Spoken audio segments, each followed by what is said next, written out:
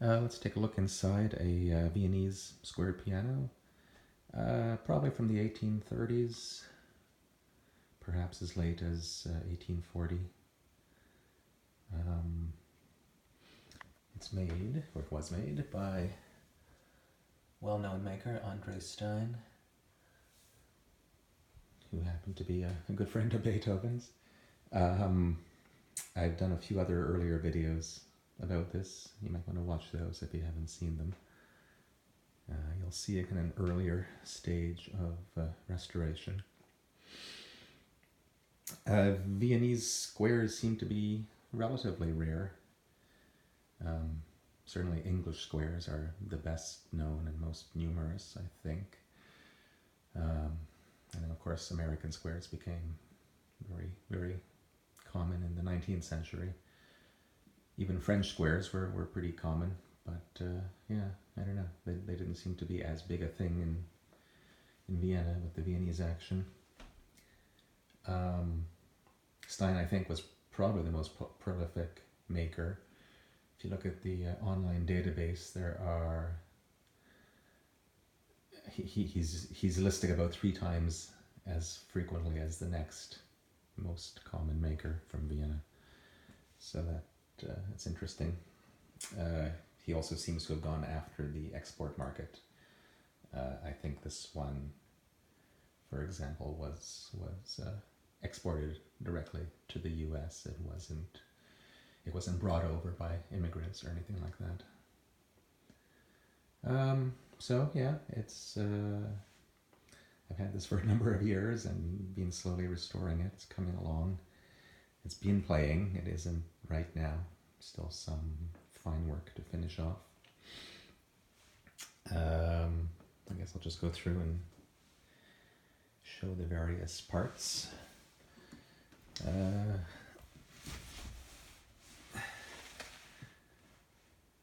Has 2 pedals, moderator and dampers. The rods were missing. Those plates attaching the rods were missing when I got it, and I had no reference as to what would have been there originally. So I just got creative and improvised these little plates with a few holes for adjusting.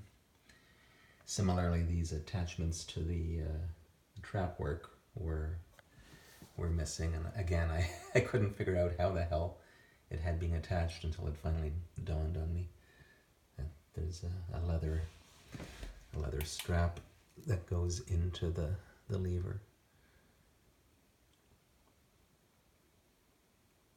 And again, I put a few holes in to make adjustment easier. Yeah, the stand's been all refinished.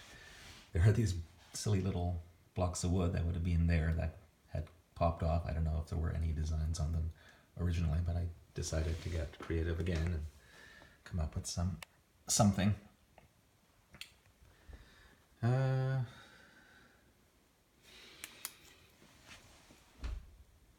Every picture of a Stein square I've seen has had a different stand. I guess you could mix and match them. This is certainly one of the more interesting ones. Oddly, amazingly, I've seen a picture of a Stein that still has its original stool, and though the piano itself just has legs of some sort, I think, as I recall, the stool is in the style of this stand. Unfortunately, the owner would not would not part with it. But I have pictures, so I may one day build a reproduction to match the piano. If you happen to have a Stein and you want to know what the serial number of it is, it's at least on this one, it's in a number of places. There's an actual label in the back there.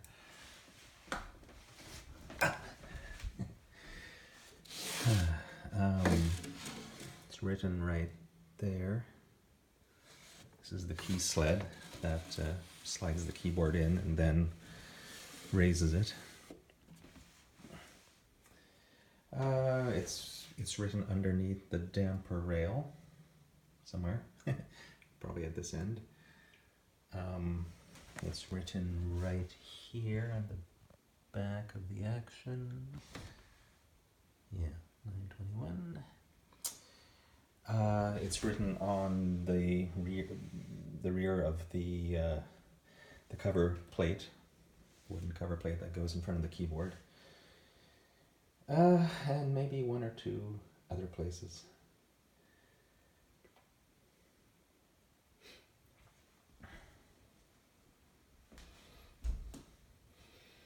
And you press the damper pedal. This is the bit of a squeak there that needs to be addressed. I love the pins. They're all labeled and clearly they had little stamps made of some, I don't know if they're burned or inked.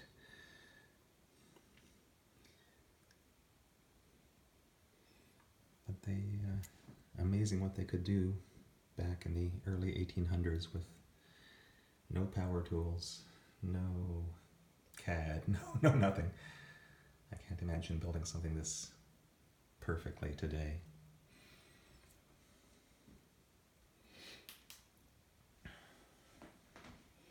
When I got it, all the cloth parts pretty much were eaten by moths, I guess. So pretty much every cloth you see is replacement.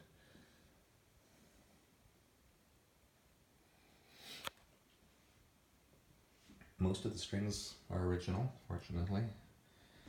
A number of trouble ones were broken or had broken and were wrongly replaced, so there are some new strings up there.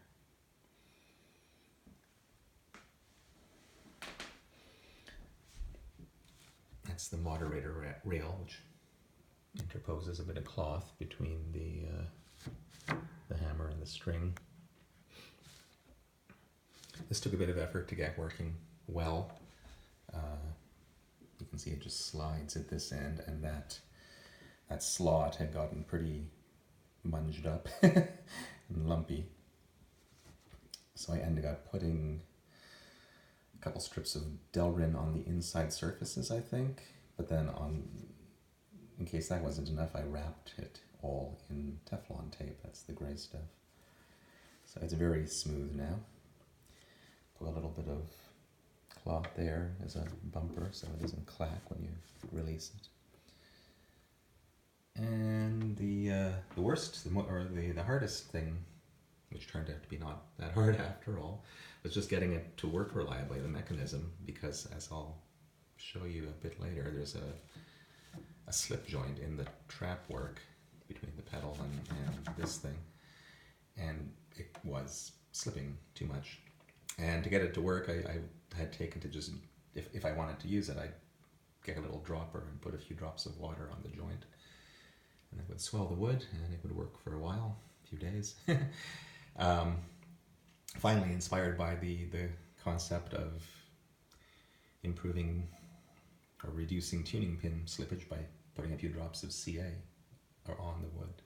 I tried that on the slip joint, and sure enough, it's worked perfectly ever since. 100% reliable and slips nicely as it should, but actuates positively.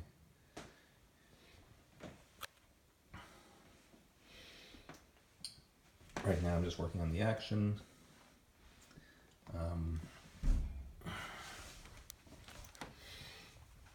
You can see that the hammers are made of multiple layers, and on most of them the felt layer had been eaten clean out, or mostly out by moths again. So I found some good replacement felt and slipped again there. But it's not, of course, it's not the identical thickness. It's close, but not quite. So the best solution I've come up with is to slice one end of the outer covering off where it's glued onto the wooden shank or the wooden core, and just retension it and glue it back and tack in the felt at the ends. And that seems to work pretty well, improves the sound, because a loose hammer does not tend to sound very good. And yeah, so that's what I'm just working on now, is finishing off that step, getting everything nice and cleaned up and lubricated. Some people put me onto this magic lubricant. It seems to be common in the modern piano world.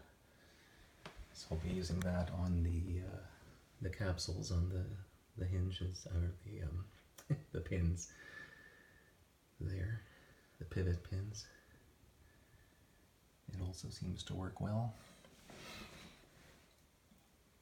One little gripe is the noise of the escapement of the leather on the pawls.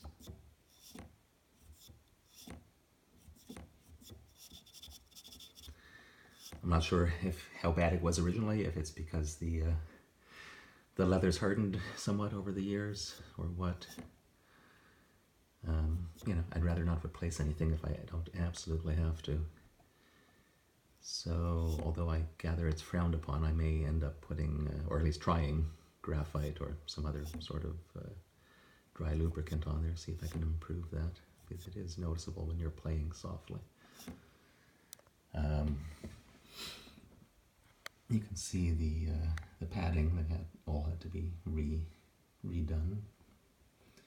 Multiple layers of wool cloth, and then the upper rail.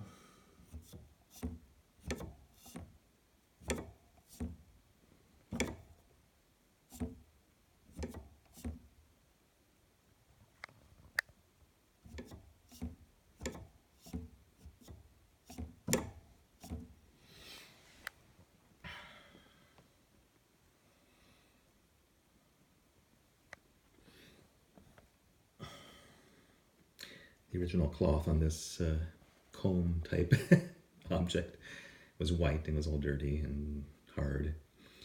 So I replaced it. I never really liked that white look, so I replaced it with something dark.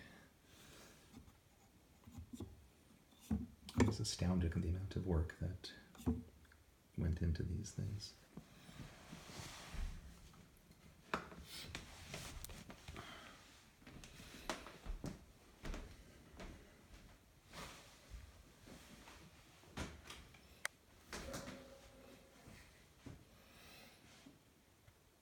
All the, again, of course, all the dampers had to be redone because they'd been eaten.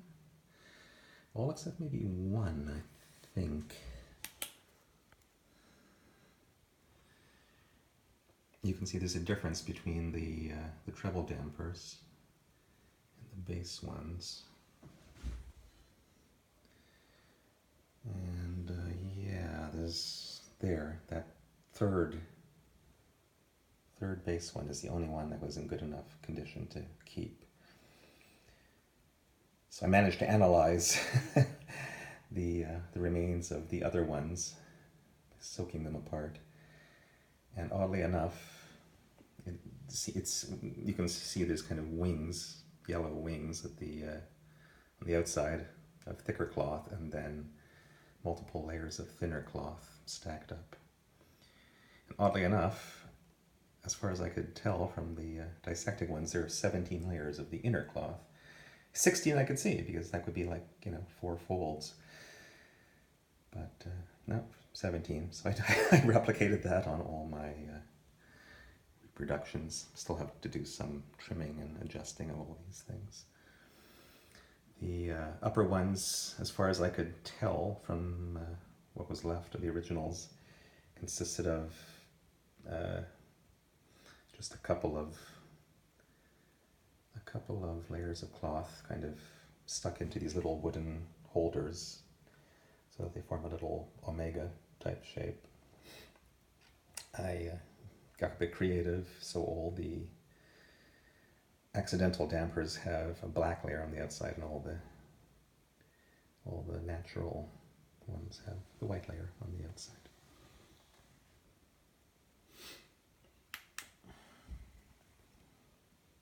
I still maintain that André's signature is there.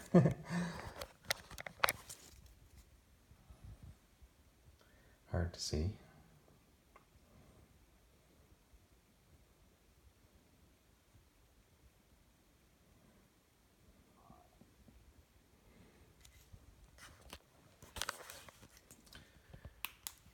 Oh yeah,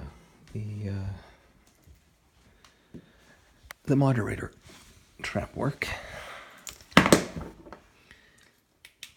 So that's this lever here. Goes down there to the pedal rod and then comes up to this little junction, which I also put some Teflon on to quieten down. But then the part that was giving me grief was right here. And you can see, I mean, some of my correspondents claimed it should be glued. Clearly, that was not the case. It was never glued, and if you did glue it, it would, you know, as soon as you hit the end stop, or if you disassembled the piano, it would be liable to break, because it really needs the slip joint to, because the pedal can move more than the moderator can move, and it's just not built to take that kind of, you know, if you try and push the pedal beyond where it should and it was glued, it would most likely snap. So yeah, just a little bit of CA dripped onto the two joins there. It's basically like a little fork. Yeah, there you go. And that did the trick.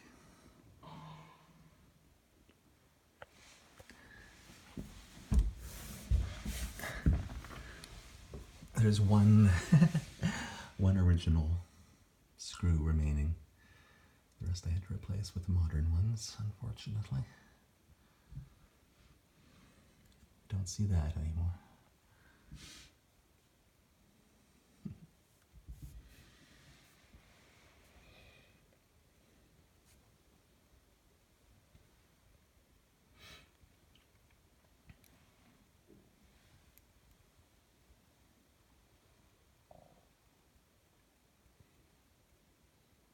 The original had casters in the legs, but they were brass. They were totally wrecked. They just weren't strong enough. So I replaced them with modern ones, which probably also aren't strong enough, but I don't tend to roll it around much.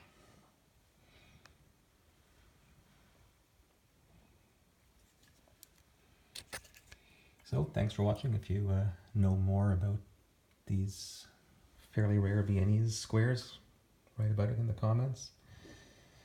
And like I said, I've got earlier videos on my channel too. I'll link them in the description.